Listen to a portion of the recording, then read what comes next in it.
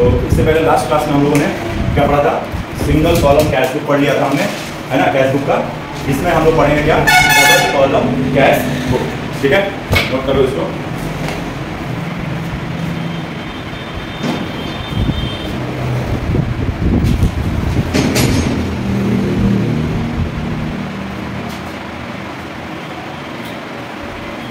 Okay, तो double column cash book में मैंने लास्ट क्लास में क्या एक्सप्लेन किया था आप लोगों को कि सिंगल कॉलम में अमाउंट के जो दो कॉलम होते हैं, डेबिट साइड और क्रेडिट साइड, वो एक एक कॉलम होते हैं, कैश कैश, है ना।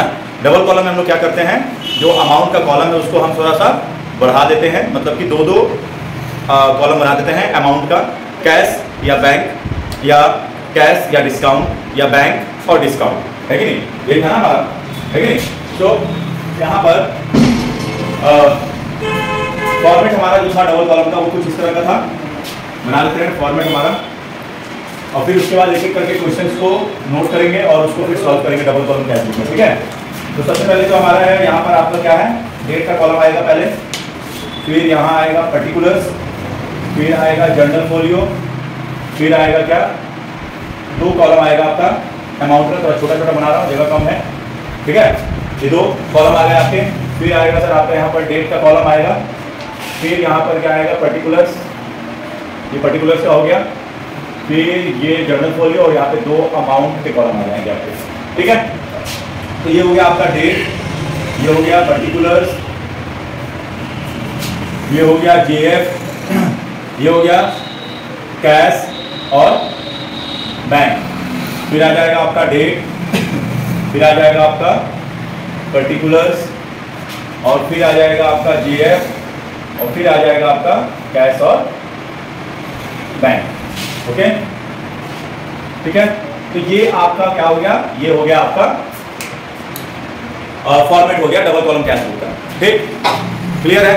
ठीक, अब ध्यान से देखो, इसके पहले जो सिंगल कॉलम कैश बुक हमने बनाया था, उस सिंगल कॉलम कैश बुक में हमने क्या सीखा था, सिंगल कॉलम कैश बुक में हमने सीखा था कि जो भी कैश ट्रांजेक्शन होंगे वो सब हम कहाँ ट्रांसफर कर रहे थे, कैश बुक में ट्रांसफर कर रहे थे, एंड देन उसके साथ साथ सिर्फ सिंगल कॉलम में क्या जा रहा था, सिर्फ कैश जो था वो जा रहा था। अच्छा, अब डबल कॉलम में किस तरह के ट्रांजेक्शन आपको मिलेंगे, जहां पर आपके पास कैश और बैंक दोनों ट्रांजेक्शन मिक्स होंगे, मतलब कुछ ट्रांजेक्शन कैश के होंगे और कुछ ट्रांजेक्शन बैंक के होंगे। आ रहा बात समझ में। ठीक है, या हो सकता है कि कुछ ट्रांजेक्शन आपके कैश और डिस्काउंट से रिलेट करे, और कुछ ट्रांजेक्शन आपके क्या हो, कैश बैंक और डिस्काउंट के हो सकते हैं। तो वो डिपेंड करता है हमारे क्वेश्चन पर कि क्वेश्चन में हमें क्या क्या चीज दिया हुआ है। आ रहा समझ में। बट मैंने यहाँ पर कैश और बैंक का क्या लिया है, मैंने कॉलम ले लिया है। समझ आ रहा है कि नहीं आ रहा। अब कैश और बैंक का लिया तो यानी कि हमारे जितने भी ट्रांजेक्शन होंगे जिसमें कैश और बैंक आएंगे, हम उसी को क्या करेंगे, इस डबल कॉलम कैश बुक में हम क्या करेंगे, पोस्ट करेंगे। आ रहा बात समझ में। और फिर उसका बैलेंस करेंगे। सिंगल कॉलम और डबल कॉलम में कोई अंतर है नहीं, बस अंतर इतना ही है कि सर बस एक एक कॉलम जो है वो बढ़ जाता है, और एक इसमें एक केस आपको सीखने को मिलेगा कॉन्ट्रा एंट्री का। क्या चीज का, कॉन्ट्रा एंट्री। क्या चीज सीखने को मिलेगा, कॉन्ट्रा एंट्री सीखने को मिलेगा, कॉन्ट्रा एंट्री। आ रहा समझ में। ये चीज आपको एक सीखने को मिलने वाला है इसमें, कॉन्ट्रा एंट्री। अभी पूछोगे सर कॉन्ट्रा एंट्री क्या होता है, तो कॉन्ट्रा एंट्री का मतलब होता है, ध्यान से समझिएगा, कॉन्ट्रा एंट्री का मतलब होता है कि जब आप डबल कॉलम कैश बुक बनाते हो, और डबल कॉलम कैश बुक बनाते हो और कैश और बैंक का जब कॉलम आप मेंटेन करते हो ना दोनों साइड में, तो कुछ ट्रांजेक्शंस ऐसे होते हैं जिसमें कैश और बैंक दोनों साथ में आ जाते हैं। जैसे अगर कैश डिपॉजिटेड इनटू बैंक, तो bank account debit to cash. Cash withdrawal from bank, आपने कैश बैंक से निकाला तो एंट्री क्या लिखते हो सर, कैश टू बैंक लिख देते हो, लिखते हो ना। अब बात समझो कि सर अगर आपने कैश अगर आपने डिपॉजिट किया बैंक में, तो आपकी एंट्री क्या हो जाती है, एंट्री होती है sir bank account debit to what, cash account होता है। अब देखो यहाँ पर आपका बैंक भी आ रहा है और कैश भी आ रहा है, समझ रहे हो ना मेरी बात को। और हम कॉलम भी क्या चीज का बना रहे हैं, इन दोनों का ही बना रहे हैं, है ना, दोनों साइड। हमने अमाउंट में के कॉलम में, डबल कॉलम में हमने क्या कर रखा है, कैश और बैंक का रखा, और एक एंट्री ऐसा हम कर रहे हैं जिसमें बैंक और कैश दोनों आ जा रहा है।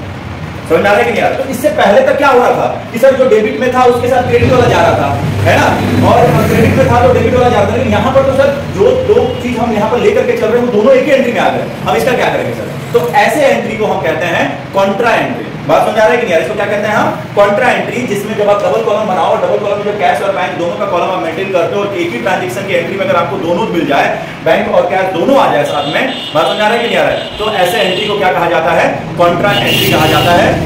और इसका एडजस्टमेंट हम कैसे करते हैं इसके अंदर, ये भी हम लोग सीखेंगे इसमें। तो काउंटर एंट्री क्या समझ में आ गया? काउंटर एंट्री का मतलब सर जब डबल कॉलम कैश बुक बनाया जाता है और उसमें जब हम बैंक और कैश के कॉलम को मेंटेन करते हैं और जब कोई एंट्री हमें बैंक और कैश दोनों साथ में मिल जाए एक ही एंट्री में, तो ऐसे एंट्री को हम क्या कहेंगे? कॉन्ट्रा एंट्री कहेंगे। आ रहा बात समझ में? ठीक है। और कॉन्ट्रा एंट्री को कैसे डबल कॉलम कैश बुक में एडजस्ट किया जाता है वो हम लोग आज सीखेंगे यहां पर।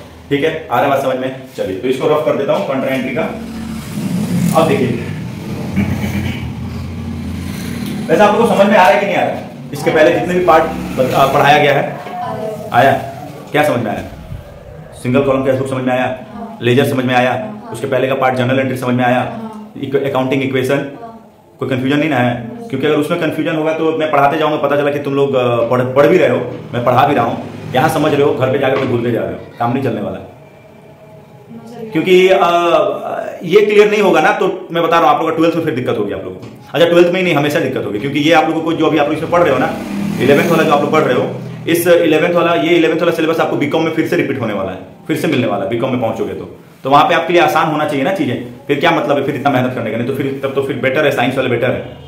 11th 12th साइंस से भी पढ़ लिया, फिजिक्स केमिस्ट्री मैथ लेकर के, और उसके बाद फिर बीकॉम में पहुंच करके फिर से वही चीज पढ़ रहे हैं, और आपका भी बिल्कुल उन्हीं के लेवल का नॉलेज आपके भी पास है।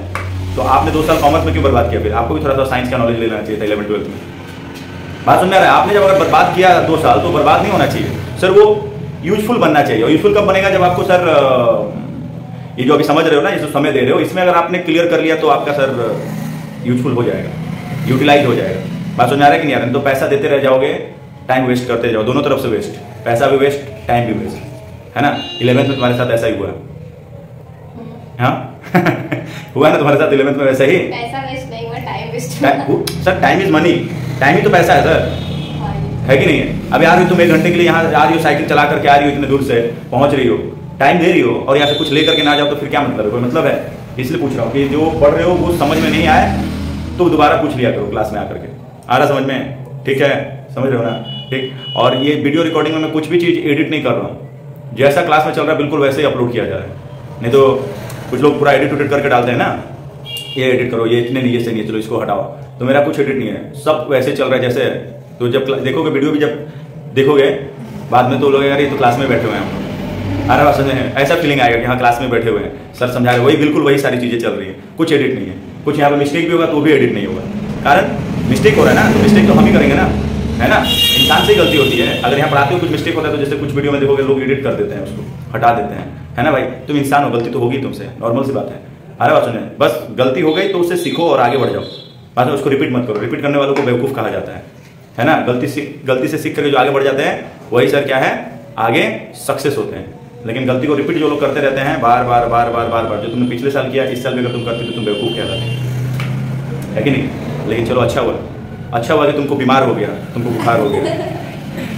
अच्छा हुआ कि क्लास 12th का 1 दिन का क्लास करके, जहाँ तुम जा रहे थे क्लास करके, वहाँ तुमको जाने के बाद बुखार हो गया। अच्छा हो ना, बुखार होता ना अभिषेक पहुँचता मेरे पास कि सर एक स्टूडेंट है उसको पढ़ा दीजिए, और ना तुम यहाँ तक पहुँच पाते। आ रहा बात समझ में? तो यहाँ पहुँच गए तो चलो कम से कम लग रहा है ना कि हाँ ठीक है सर 11th वाला तो कम से कम क्लियर हो गया, और जब 11th का हो गया तो सर 12th का भी क्लियर हो जाएगा, बताने की जरूरत नहीं। चलो अभी स्टार्ट करते हैं, कुछ ट्रांजेक्शन्स लेते हैं। कॉन्ट्रा एंट्री खत्म है, ठीक है? अभी शुरू करते हैं डबल कॉलम कैश बुक का। ठीक, डबल कॉलम कैश बुक में जो कॉन्सेप्ट था वो मैंने समझा दिया है। अब हम लोग कुछ क्वेश्चंस लेंगे और उस क्वेश्चन को हम लोग इसमें डालेंगे। एक बात ध्यान रखना है कि सर जो क्वेश्चंस होंगे उन क्वेश्चंस को दिमाग में जब एंट्री बनाओगे तो ये देखना है कि सर उसमें कैश और बैंक है कि नहीं, क्योंकि यहाँ पर आप जो अमाउंट का कॉलम ले रहे हो क्या चीज का ले रहे हो, कैश और बैंक का ले रहे हो। तो आपको बस इतना देखना है कि सर कैश और बैंक उस ट्रांजेक्शन में है कि नहीं है। कैश और बैंक अगर उस ट्रांजेक्शन में होंगे तब जाकर के वो चीज क्या होगा सर, यहाँ पर भेजा जाएगा डबल कॉलम कैश बुक में। आ रहा है बात समझ में? ठीक, कोई कंफ्यूजन है? नहीं है? लाओ कुछ क्वेश्चंस फटाफट मैं बोलता हूँ, और आपको यहाँ पर आपको क्या करना है, सुनना है और उसको रिकॉर्ड करना है आपको, ठीक है? डेट के साथ में है।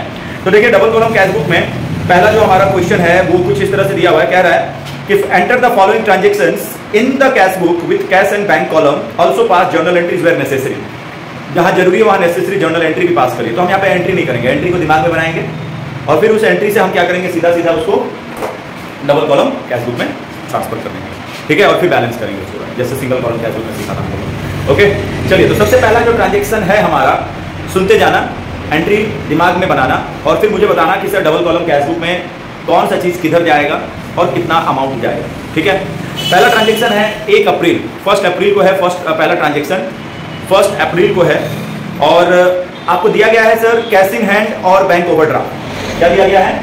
Cash in hand and bank overdraft. ध्यान से सुनिएगा मेरी बात सर। 1 अप्रैल को क्या दिया गया है? कैश इन हैंड, और उसी डेट को दिया गया है बैंक ओवरड्राफ्ट। एक बात कभी भी ध्यान रखेंगे हम कि सर 1 तारीख का मतलब हो गया महीने के पहले तारीख, और यह महीने क्या? साल का पहला तारीख। बात समझ आ रहा है कि नहीं आ रहा है? साल के पहले तारीख को, समझ रहे हो सर, जो भी आपके पास कैश या जो बैंक ओवरड्राफ्ट आपको देता है, इसको हम ओपनिंग बैलेंस कहते हैं। क्या कहते हैं? Opening balance. Sir cash in hand जो है वो एसेट्स होता है। कैश इन हैंड क्या होता है? एसेट्स होता है, मतलब ये एसेट्स का ओपनिंग बैलेंस है। और बैंक ओवरड्राफ्ट जो होता है, ये मैंने आपको पहले भी एक्सप्लेन कर रखा है कि ये सर लायबिलिटी होता है। मतलब बैंक ओवरड्राफ्ट का मतलब क्या है? जो बैंक से आपने लोन ले रखा है।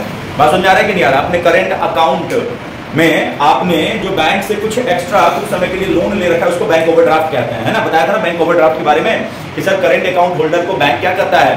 सर करेंट अकाउंट होल्डर यानी कि बिजनेसमैन को बैंक क्या करता है? बैंक उसके अकाउंट में कुछ पैसे कम होने के बावजूद भी उसे ओवरड्राफ्ट फैसिलिटी के माध्यम से कुछ पैसे कुछ समय के लिए उसे एक्स्ट्रा दे देता है एज अ लोन।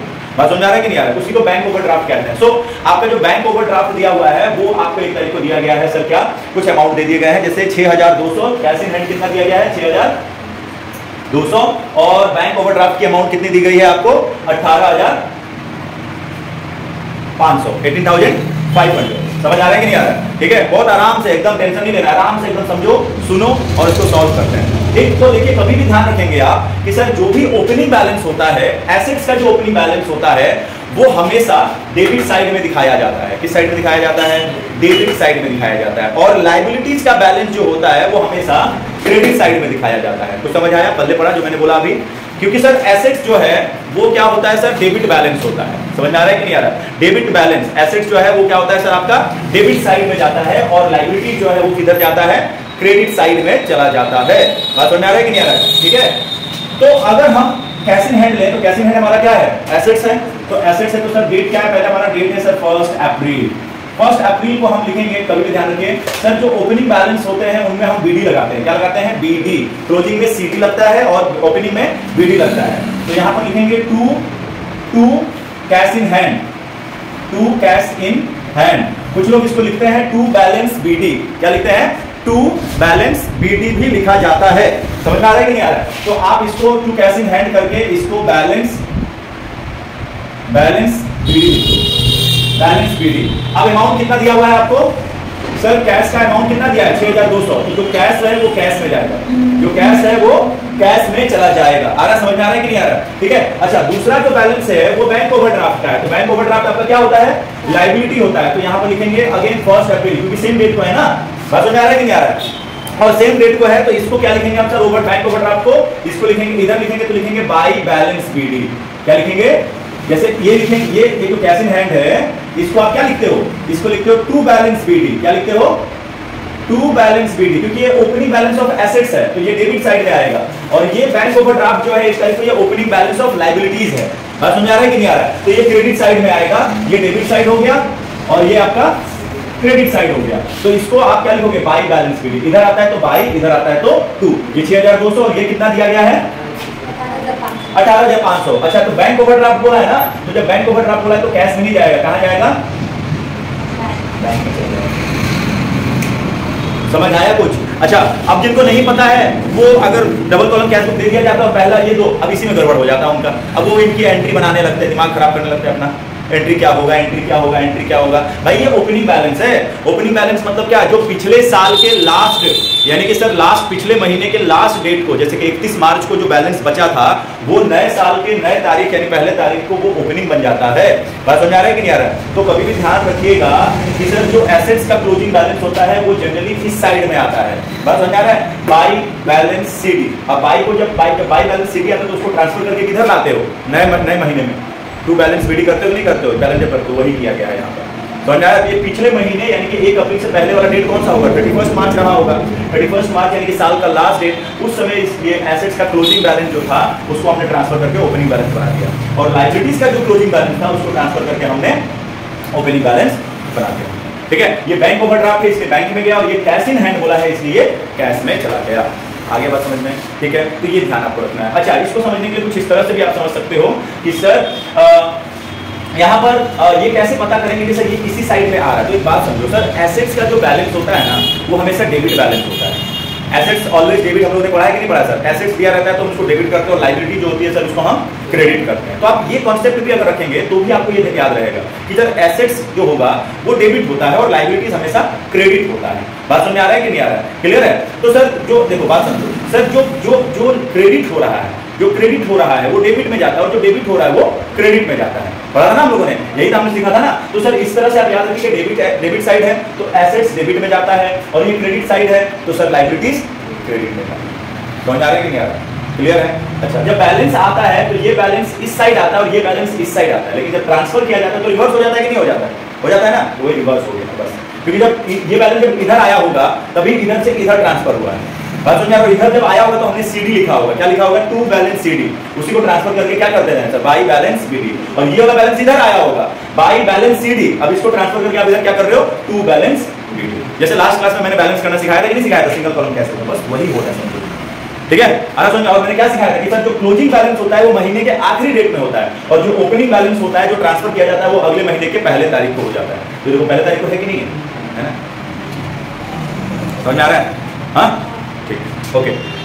तो ये हो गया सर। उसके बाद दूसरा ट्रांजैक्शन ले लेते हैं। सेकंड ट्रांजैक्शन हमारा क्या है? सेकंड ट्रांजैक्शन है receive the cheque from Hari and paid it into bank on the same day.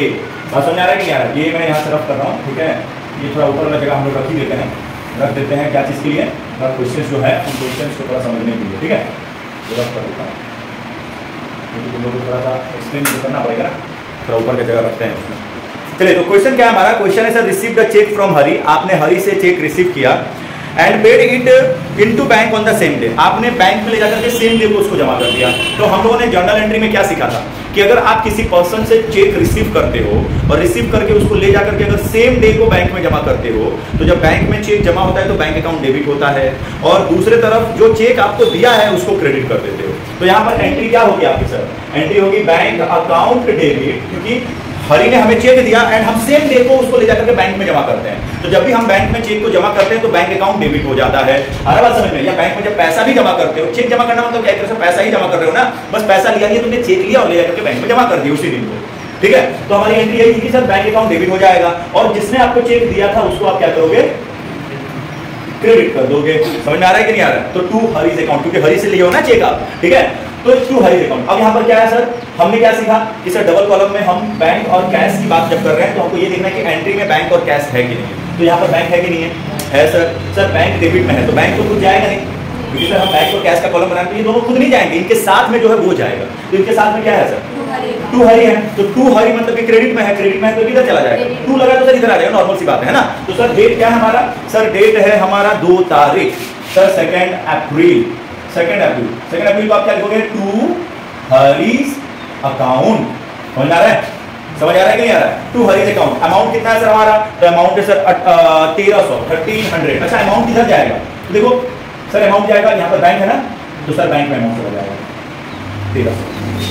अगर कैश होता तो कैश में जाता, बैंक है तो बैंक में जाएगा। अब आ रहा होगा समझ में डबल कॉलम कैश बुक? हाँ आ रहा है, थोड़ा आएगा। बोला ना मैंने कि सर कॉन्सेप्ट अगर क्लियर है तो सब समझ में आएगा, कॉन्सेप्ट जिसका क्लियर नहीं है उसको कितना भी पढ़ा लो, बात समझ आ रहा है? पूरा घोल करके दूध में पिला भी दोगे तो भी जड़ी बूटी काम नहीं करेगा।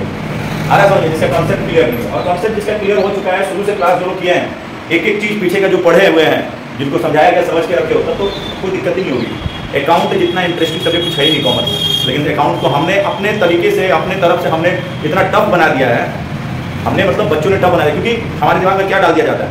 भाई कॉमर्स लिए हो, अकाउंट्स है सबका बाप। बात समझ आ रहा है कि नहीं आ रहा है? बात समझ आ रहा है कि नहीं आ रहा है? और आपको पता नहीं है सर, बाप जो होता है वो इतना प्यारा चीज़ है कि नहीं है? जो बाप होता है वो इतना प्यारा चीज़ है कि आप नहीं समझ सकते सर। सारे प्रॉब्लम्स को सॉल्व करता कौन है सर? है कि नहीं? समझ रहे हो ना?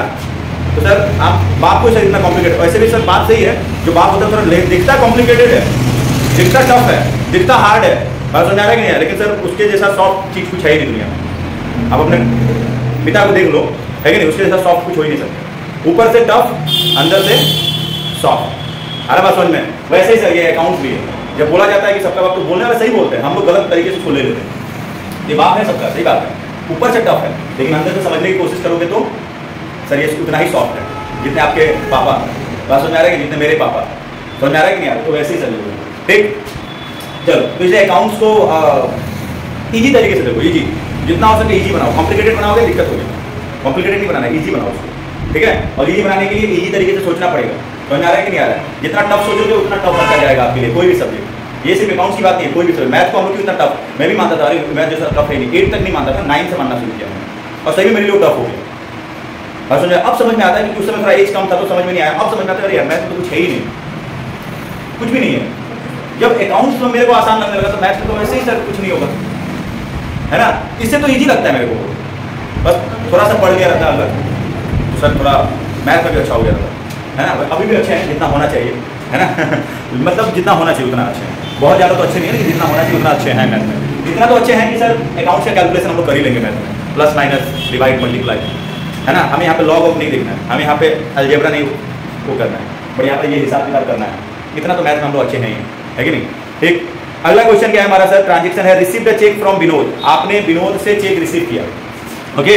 तो देखो यहाँ पर क्या है सर कि आपने विनोद से चेक रिसीव किया, तो चेक जब आपने विनोद से रिसीव किया तो यहाँ कहीं नहीं बोल रहा है कि सर सेम डे को ले जाकर के आपने जमा किया, समझ लो ना मेरी बात को। सर सेम डे को ले जाकर के आपने जमा किया ये नहीं कह रहा। तो मैंने क्या सिखाया था एंट्री में आप लोगों को कि जब कोई भी पर्सन से आप चेक रिसीव करते हो और आप उसको ले जाकर के सेम डे को जमा जब नहीं करते हो बैंक में, तो उस केस में वो चेक आपके पास ही है अभी तक, और जब आपके पास ही है तो उसके लिए हम लगाते हैं cheque in hand account debit.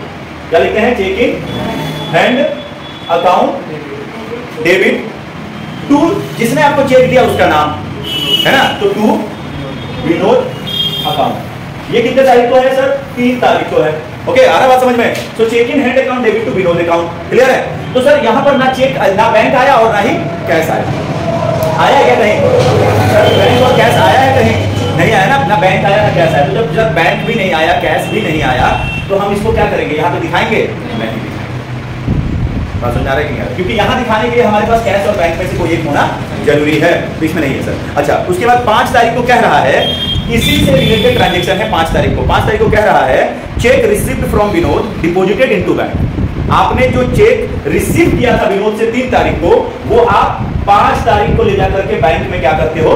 जमा कर देते हो। तो मैंने क्या सिखाया था कि अगर आपने किसी से कोई चेक रिसीव किया है और अगर आप सेम डे को जमा नहीं करते हैं तो आप ये एंट्री पास करोगे, cheque in hand account debit to जिससे चेक आपने लिया उसका नाम लिख देंगे, और अगले दिन या उसके बाद कभी भी आप ले जाकर के उस चेक को जमा करते हो तो हम उसमें क्या करते थे सर? जब चेक बैंक में जमा होता है तो एंट्री क्या होगी?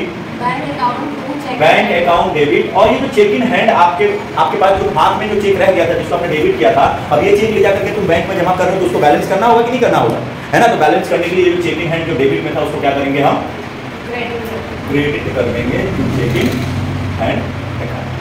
समझ आया कि नहीं आया?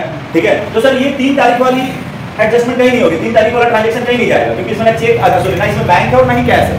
समझ में आ रहा है कि नहीं आ रहा? लेकिन सर उसी से रिलेटेड 5 तारीख को एक ट्रांजेक्शन जो हुआ उसमें बैंक आ रहा है ना। तो अब जब बैंक डेबिट में है तो उसके साथ क्रेडिट में क्या है? To cheque in hand. तो हम यहाँ पर क्या लिखेंगे? 5 April to cheque in hand. अच्छा सर चेक इन हैंड क्या है? बैंक के साथ है ना, तो अमाउंट कहाँ जाएगा? बैंक में चला जाएगा। अमाउंट कितना है आपका सर? अमाउंट है आपका 3300। 3300 आ रहा समझ में? आ रहा है कि नहीं आ रहा? आ रहा समझ में? कोई कंफ्यूजन है? नहीं है? बिल्कुल क्लियर है। अच्छा देखो ये चीज क्लियर था, बोल के इतना आसान लगा हमें। ये बैंक वाले ट्रांजेक्शन हमारे क्लियर थे, हमने पढ़ा हुआ है पहले, इसलिए ये हमें आसान लगा कि सर दिमाग लगाया तुरंत आ गया। अब ये चीज क्लियर नहीं होता तो यहाँ पर भी आपको दिक्कत होती भेजने में। बात समझ आ रहा है कि नहीं? तो इसलिए सर एक चीज क्लियर रखिए पीछे से, इसलिए आपको पढ़ते हुए आना है, रिविजन करते हुए आना है। जर्नल एंट्री पूरा खत्म कर जो बताया गया है, समझाया गया है, एक टॉपिक उसको अच्छे से देख लें, ठीक है। उसका वीडियो नहीं बना था, उसका भी वीडियो एक दिन बना करके अपलोड करना पड़ेगा, ताकि जर्नल एंट्री जिन बच्चों का डाउट में है वो लोग भी क्लियर कर लें, है ना। सब कुछ क्लियर हो जाता है। जर्नल एंट्री कितना होगा लास्ट तक क्लियरिंग हुआ है, सब होता है सर। लेजर आ गया समझ में, कैश बुक आ गया सर समझ में, जर्नल सर जर्नल में डाउट है। अरे भाई जब जर्नल ही तुम्हारा डाउट है तो कैश बुक और लेजर कहाँ से तुम समझ गए? सोचने वाली बात है ना। मैंने कई बच्चों को देखा है वो ग्रेजुएशन कंप्लीट कर चुके हैं फिर भी उनका जर्नल अभी भी कंफ्यूजन है। कोई जर्नल एंट्री दे दो उनको, अगर थोड़ा एडवांस लेवल वाला, ऐसे नॉर्मल वाला तो कर लेते हैं, थोड़ा एडवांस लेवल वाला दे दो तो फंस जाते हैं वो। अभी भी कई बच्चों को मैंने देखा है, मैं जो बीकॉम के क्लासेस लेता हूँ ना, तो उसमें बीकॉम पास आउट हो चुके हैं कुछ बच्चे, अभी भी पूछोगे तो फंस जाते हैं। कारण जानते हो फंसते क्यों है? कॉन्सेप्ट क्लियर है लेकिन रिवीजन उन लोगों ने नहीं किया, प्रैक्टिस जितना चाहिए था उतना नहीं किया। तो जितना प्रैक्टिस आपको मतलब इतना कम से कम प्रैक्टिस करिए जिससे कि आपका कम से कम जो पीछे का आपने पढ़ा वो भूलो ना। बात समझ आ रही है? तो प्रैक्टिस करना पड़ेगा आपको। अगला ट्रांजेक्शन क्या है हमारा? अगला ट्रांजेक्शन है sir purchase goods and paid by cheque. आपने सामान खरीदा और आपने पेमेंट क्या किससे किया? चेक से किया। तो सर आपने सामान खरीदा और पेमेंट आपने चेक से करा है, तो आपकी एंट्री क्या होगी सर? जब भी आप कोई सामान खरीदते हो तो आपकी एंट्री क्या लिखते हो? परचेज अकाउंट डेबिट लिखते हो जब भी कोई गुड्स परचेज करते हो। और पेमेंट कर रहे हो चेक से, तो चेक से पेमेंट करने का मतलब आपके बैंक से पैसा कटेगा, यानी कि जब बैंक से पैसे माइनस होते हैं तो बैंक क्रेडिट हो जाता है, और जब बैंक में पैसे डिपॉजिट होते हैं तो बैंक डेबिट हो जाता है। तो purchase account debit to bank account. अब यहाँ पर बैंक क्या है? क्रेडिट है, इसके साथ डेबिट में क्या है? परचेज। तो जो डेबिट में वो किधर जाएगा? क्रेडिट में जाएगा। डेट हमारा क्या होगा सर? डेट हमारा हो जाएगा 5 तारीख को ही है ये भी ट्रांजेक्शन। तो 5 अप्रैल में आप क्या करेंगे? लिखेंगे बाय परचेज। क्या लिखेंगे? By purchase. समझ आ रहा है कि नहीं आ रहा है? ठीक है, बाय परचेज लिख करके अमाउंट किधर लिखोगे? अमाउंट आप लिखोगे 20,000। कहाँ लिखोगे बताओ? कैश या बैंक में? बैंक में लिखोगे क्योंकि बैंक के साथ है, तो यहाँ पर लिखोगे। आ रहा है? समझ में आ रहा है कि नहीं आ रहा है? ठीक है। एंड देन उसके बाद एक और ट्रांजैक्शन हम लेते हैं, कह रहा है कि sir freight paid in cash. Freight paid, freight यानी भाड़ा। बात समझ आ रहा है कि नहीं आ रहा? तो आप भाड़ा दे रहे हो, चुका रहे हो और कैश में चुका रहे हो। तो जब आप भाड़ा चुकाते हो तो भाड़ा क्या है? एक्सपेंस है ना। एक्सपेंस है तो सर भाड़ा एक्सपेंस जो है वो हमेशा क्या होता है? डेबिट होता है। तो फ्रेट एक्सपेंसेस अकाउंट डेबिट या फ्रेट अकाउंट डेबिट। आ रहा बात समझ में? फ्रेट अकाउंट डेबिट हो जाएगा। और टू सर कैश में दे रहे हो तो टू कैश अकाउंट। तो नॉर्मल बात है सर, इस बार हम कैश और बैंक को बना रहे हैं तो कैश है, यहाँ पर कैश क्रेडिट में है तो ये तो जाएगा नहीं, इसके साथ डेबिट में क्या है? फ्रेट। सर सेम डेट को है तो 5 अप्रैल। तो 5 अप्रैल को सर ये क्या हो जाएगा? By freight expenses, by freight expenses account. ठीक है सर। अमाउंट किसमें जाएगा? कैश में चला जाएगा क्योंकि कैश में आप पेमेंट कर रहे हो कितना? 250। आ रहा है? समझ में आ रहा है कि नहीं आ रहा? ठीक है। उसके बाद कह रहा है सोल्ड गुड्स फॉर कैश। आपने सामान कैश पर बेचा, आपने सामान कैश पर बेचा है। Sir sold goods for cash, तो आपने सामान कैश पर बेचा कितने तारीख को? 6 तारीख को बेचा। तो जब आपने सामान कैश पर बेचा तो एंट्री क्या होगी आपकी? सर कैश पे जब बेचोगे तो कैश आएगा, cash account debit to sales account, cash account debit to sales account. तो सर एंट्री आपकी हो रही है cash account debit to sales account. यही एंट्री होती है ना जब भी आप कोई सामान कैश पर बेचते हो तो पैसा आता है तो डेबिट, और चूंकि तुम सेल कर रहे हो तो सेल्स क्या होगा? सेल्स हमेशा क्रेडिट होता है। तो अब यहाँ पर क्या दिखाओगे? टू सेल्स दिखाओगे। क्या दिखाओगे? टू सेल्स, क्योंकि कैश डेबिट में है, कैश डेबिट में है तो उसके साथ क्रेडिट में क्या है? सेल्स है। तो टू सेल्स आपका अमाउंट चला जाएगा कैश में। कितना अमाउंट चला जाएगा सर? 12,220। 12,220 कितने तारीख को? 6 तारीख को, 6 अप्रैल को ये ट्रांजेक्शन हो जाएगा। समझ में आ रहा है कि नहीं आ रहा है? एंड देन उसके बाद दिया हुआ है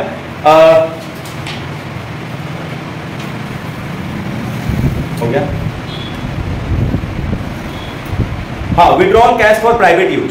फिर दिया हुआ है ट्रांजेक्शन आपको दिया हुआ है withdrawal cash for private use 11 तारीख को। अब आपने खुद के इस्तेमाल, प्राइवेट यूज का मतलब क्या होता है सर? खुद के इस्तेमाल के लिए आप क्या करते हो?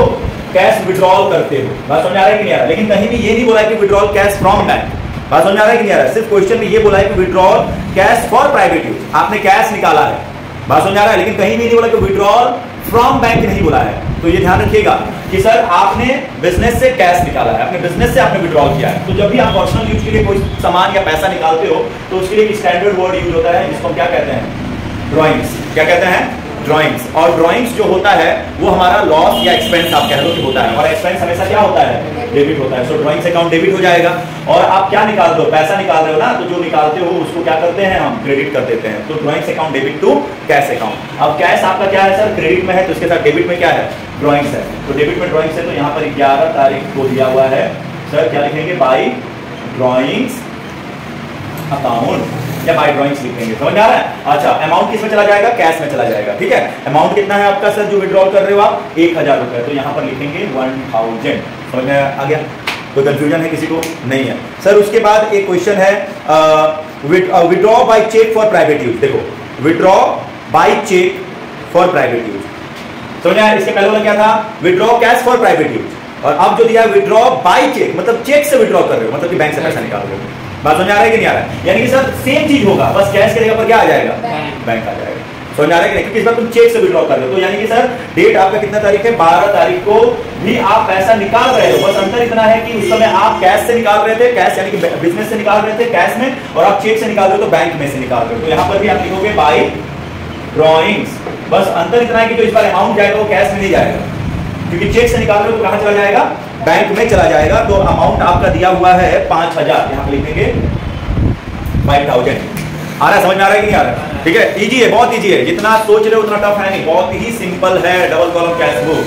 आ रहा है बात समझ में? ठीक है, इससे भी सिंपल पीटी कैश बुक है जो इसके बाद में पढ़ाऊंगा आप लोगों को। समझ में आ रहा है कि नहीं आ रहा है? क्योंकि ट्रिपल कॉलम कैश बुक आपके सिलेबस में है नहीं, तो उसको बाद में देखेंगे। अच्छा, तुम्हारे में है, ओके, तुम्हारे में है तो फिर तो पढ़ना पड़ेगा, तुम लोग को थोड़ा एक्स्ट्रा पढ़ना पड़ेगा। ये बात समझ में आ रहा है कि नहीं? कोई बात नहीं, बीकॉम वाला चीज तुम लोग अभी सीख लेना, है कि नहीं? ठीक, 12 अप्रैल बाय ड्रॉइंग्स, ठीक, ओके। उसके बाद एक ट्रांजेक्शन दिया हुआ है, हाँ, paid into bank, paid into bank. Sir आपने बैंक में पेमेंट किया, तो सर जब बैंक में पेमेंट करोगे तो नॉर्मल से बात है, bank account debit to cash. Sir paid into bank बोलो या डिपॉजिटेड इनटू बैंक बोलो, बात तो एक ही है ना, आपने कुल मिलाकर के बैंक में पैसे जमा करें। समझ में आ रहा है कि नहीं आ रहा है? तो पेड इनटू बैंक मतलब कि सर आपकी एंट्री क्या होगी, sir bank account debit to cash account. समझ में आ रहा है कि नहीं आ रहा है? कितने तारीख को, 25 तारीख को है ये, और अमाउंट कितना है सर, 10,000 अमाउंट दिया हुआ है, 10,000।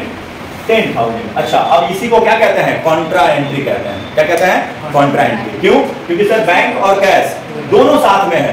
समझ आ रहा है कि नहीं? अब दोनों साथ में, तो आप उसको कैसे दिखाएंगे? अब सिर्फ देखो, नॉर्मल सी बात है कि सर बैंक और कैश का कॉलम बना रहे हो, दोनों साइड बना रहे हो, और दोनों चीजें साथ में आ गई, ठीक है? तो आपको करना क्या है, बस इतना, थोड़ा सा कॉन्सेप्ट को ध्यान से सुनना, एक बार सुन लोगे लाइफ टाइम याद रह जाएगा।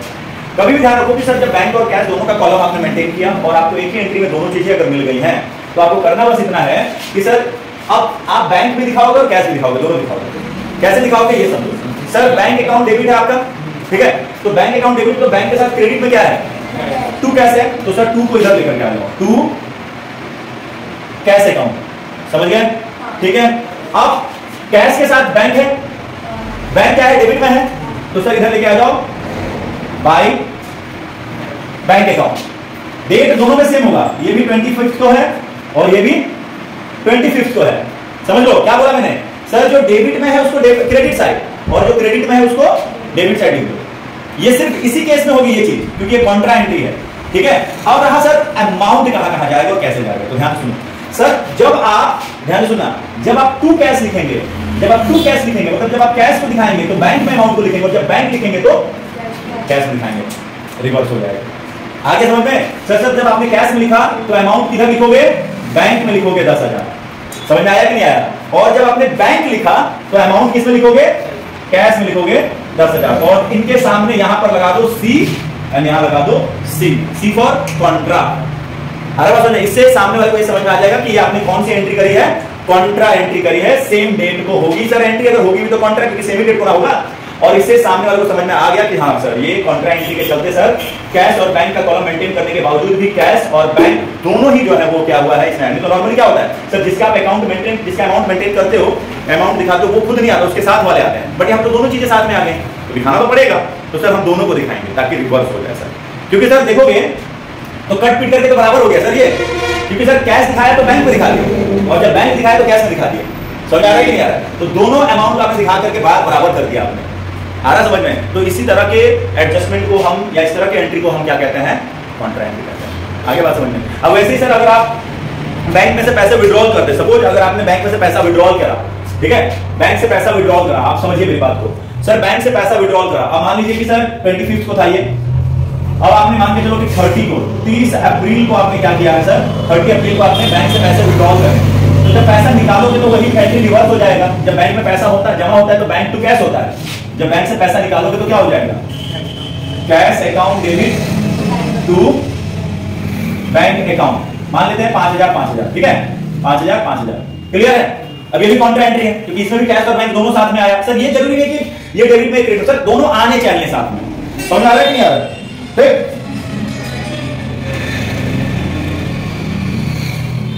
ओके, तो ये क्लियर है, cash account debit to bank account. अब देखो ध्यान से सुनो, अब करेंगे क्या, इसको हम यहां पर रिकॉर्ड कर सकते हैं। कैसे रिकॉर्ड कर सकते हैं, तो समझिए इसको। ये आपका क्या है, ये आपका 30 अप्रैल को है, ठीक है। अब यहां पर कैश और डेबिट में है, तो डेबिट वाला इधर जाएगा, बाई कैश अकाउंट, और बैंक जो क्रेडिट में है तो ये आएगा टू बैंक अकाउंट, और अमाउंट जो है जो बैंक लिखोगे तो कैश में लिखोगे 5000, और जब कैश लिखोगे तो बैंक में लिखोगे 5000, ठीक है। और डेट आपका हो जाएगा सेम डेट 30, ठीक। अब उसके बाद क्या करना है सर, यही है कॉन्ट्रा, यहां पर लगा दो सी, यहां पर लगा दो सी, ठीक। अब इसके बाद यहां पर टोटल कर दो इसका, कुछ समझ आ रहा है कि नहीं आ रहा है, पूरा आ रहा होगा समझ में। यहां पर आप लगा दो इसका टोटल कर दो। अब टोटल करोगे तो सर जिस साइड पहले बैंक का टोटल कर लो, फिर कैश का टोटल करना, ठीक है। अब बैंक का टोटल आपका क्या है, इधर पहले देख लो ज्यादा है, इधर ज्यादा लग रहा है सर, तो इसको टोटल कर लो पहले। 20 और 18 38 और 10 कितने हो गए सर, 48,500 है ना। तो यहां पर लिख दो 48,500, और यहां पर भी लिख दो 48,500, ठीक है। अब 48,500 में से इसको जोड़ करके घटा दो, समझ आ रहा है कि नहीं आ रहा है, तो इसको जोड़ करके घटाओगे तो कितना है 10,000 और 13,000, 13 एक 14,000, 14,600, यानी कि सर अगर आप 48,500 में से 13,600 को अगर घटा देते हो तो 0 0 15 में से 6 जाएगा 9, बात समझ आ रहा है कि नहीं आ रहा, 7 में से 3 जाएगा 4, और 4 में से जाएगा 3, सही है ना, 34,900, यानी कि यहां पर कितना लिखोगे 34,900, क्लियर है, ठीक। अब वैसे ही सर इस साइड का टोटल कर लेते हैं, तो इस साइड का जब टोटल करेंगे तो देखेंगे ये ज्यादा है वो कम है ना, तो ये ज्यादा है तो पहले इसको टोटल कर लो यहां पर, ठीक है। इसको टोटल करेंगे तो कितना आएगा सर 12 5 17, 17 और 6 23, 420, यानी कि 23,420, इतना ही इधर भी लिख दो 23,420 लिख दो। अच्छा अब घटाना कितना है 23,420 में से, तो 23,420 में से आपको घटाना है 10 एक 11,250, 11,250 को घटा दो तो 0, 12 में से 5 जाएगा 7, 3 में से 2 जाएगा 1, 3 में से 1 जाएगा यहाँ पे 2, और 2 में से 1 जाएगा 1, यानी कि 12,170, यानी कि कहने का मतलब क्या है सर, यहां बैलेंस आएगा कैश का कितना 12,170, 12,170, आ रहा समझ में, सही है कि नहीं, मतलब क्या समझ आया कि सर, क्या समझ आया कि सर बैंक का बैलेंस इधर आ रहा है और कैश का बैलेंस इधर आ रहा है, तो आप लिखोगे क्या यहां पर सर, यहां पर लास्ट डेट महीने का लास्ट डेट जो कि 30 अप्रैल ही होता है, ठीक है। लिखोगे क्या यहां पर, यहां लिखोगे सर टू बैलेंस सीडी, ये हो गया इसका, और यहां जो आया है वो भी इसी डेट को 30 को ही होगा, क्या लिखोगे बाई बैलेंस, क्या लिखोगे सीडी, एक बैलेंस आया इसमें, दूसरा बैलेंस आया इसमें, क्लियर है। अब इसके बाद इसको ट्रांसफर करेंगे तो इधर जो आया वो इधर जाएगा, तो ये जो 2 में आया है अप्रैल के बाद क्या आता है मई आता है, तो यहां पे लिखेंगे फर्स्ट में, जो 2 में आया वो बाई में चला जाएगा, तो लिखेंगे बाई बैलेंस बीडी, बैलेंस क्या चीज में आया था बैंक में 34,900, तो बैंक में भेजेंगे 34,900, समझ आ रहा है कि नहीं आ रहा है, ठीक। और इधर जो आया वो इधर लेकर आएंगे, तो इधर में आएगा फर्स्ट में, कितना है बाई में है, तो इसको क्या चीज में लेके आएंगे टू बैलेंस बीडी, अमाउंट 12,170 किस में लिखेंगे, कैसे आगे समझ में ये सर यहाँ पे 14,600 आएगा, हाँ 14,600 आएगा ना, कहां पर, ये बैंक में ये वाले साइड में, ये साइड, हाँ। ये 10,000 है, ये 3300 है, 1300 है, इनको घटा दो जोड़ करके, हाँ कुल मिला के 14,600, तो आप 13,600 माइनस किए थे, हाँ तो 10 3 13 एक 14,600, तो मतलब एक 1,000 का गलत है, यही ना, मतलब 33,000 होगा, यही बोल रहे हो ना, तो चलो ठीक है 33,900, 33,900, तो यहां पर 33,900 कर लो, चलो हो गया, ठीक आ रहा समझ में। तो ये हो गया सर आपका 33,900, 33,900 बैलेंस। अब बैलेंस कैसे इधर उधर हुआ ये समझ में आया कि नहीं आया, ये तो हम लोगों ने सिंगल कॉलम में भी सीखा था, बस अंतर ये है कि इस बार बैलेंस दोनों साइड आया, इस साइड भी आया है और इस साइड भी आया है, इस साइड बैलेंस आया कैश में और इस साइड बैलेंस आया बैंक में, समझे, ठीक। कोई कंफ्यूजन है इसमें तो बताओ, नहीं है ना, कर लोगे डबल कॉलम कैश बुक, हाँ चलो फिर।